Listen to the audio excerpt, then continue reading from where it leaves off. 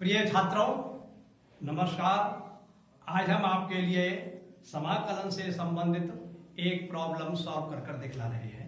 आज की प्रॉब्लम है e की power 10x into sec square x का x के सापेक्ष समाकलन करो। आपके लिए एक ये फलन दिया हुआ है e की power 10x into sec square x। इसका आपको x के सापेक्ष समाकलन करना है। तो इस प्रॉब्लम को इस प्रकार से हल करेंगे। सबसे पहले लिखेंगे आई वाली इंटीग्रेशन अर्थात समाकलन, बराबर का चिन्ह लगा देंगे। ये चिन्ह जो होता है वह समाकलन करने को दर्शाता है और यहाँ पर वह फंक्शंस लिखा जाता है जिस फंक्शंस का हमें समाकलन करना है। और इसके आगे dx और लिख देते हैं। इस dx जो लिखते हैं इसमें x जो है ये दर्शाता है कि इस फंक्शंस का x के सापेक्ष समाकलन कर रहे हैं। तो इसका को इस प्रकार से करेंगे। सबसे पहले हम समाकलन का निशान लगा देंगे। इसके बाद जो दिया हुआ फंक्शन है हमारे लिए e की power 10x into sec square x वो वैसा का वैसा लिख देंगे। और चूंकि इसका समाकलन हमारे लिए x के सापेक्ष करना है इसलिए dx यहाँ पर लिख देंगे। क्लियर? अब सवाल इस बात का है कि इस प्रॉब्लम को हम किस प्रकार से सॉल्व करें। तो इस प्रॉब्लम को हम प्रतिस्थापन विधि से सॉल्व करेंगे। प्रतिस्थापन विधि में जो फंक्शन दिए होते हैं उसमें एक फंक्शन से ऐसा होता है जिसका अपकलन उसके अंदर मौजूद होता है, उसको हम t मान लेते हैं और उसको लेकर फिर आगे बढ़ते हैं। तो यहाँ पर जो है 10x जो आपके e की पावर में दिया हुआ है, इस 10x का अपकलन जो होता है वह सेक स्क्वायर x होता है और सेक स्क्वायर x यहाँ मौजूद है, इसलिए हम मानेंगे 10x बराबर t। और जब इसके दोनों पक्षों का अपकलन करेंगे तब हमें फल प्राप्त होगा sec square x into sec square x dx बराबर dt।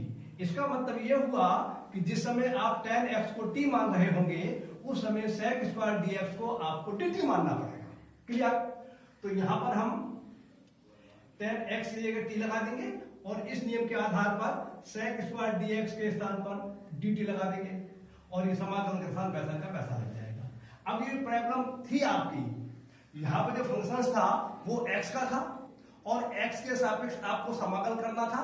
अब ये फंक्शन जो है वह t का हो गया और t के सापेक्ष जो है आपको समाकलन करना है। तो इस समय हमारा ये स्टैंडर्ड सूत्र है क्योंकि हमने पढ़ा है e की घातांक x का x के सापेक्ष समाकलन e की घातांक x होता है। तो यहाँ पर चूंकि स्टैंडर्ड फॉर्म में लिखा हुआ है इसलिए इसमें नियम यही लगेगा।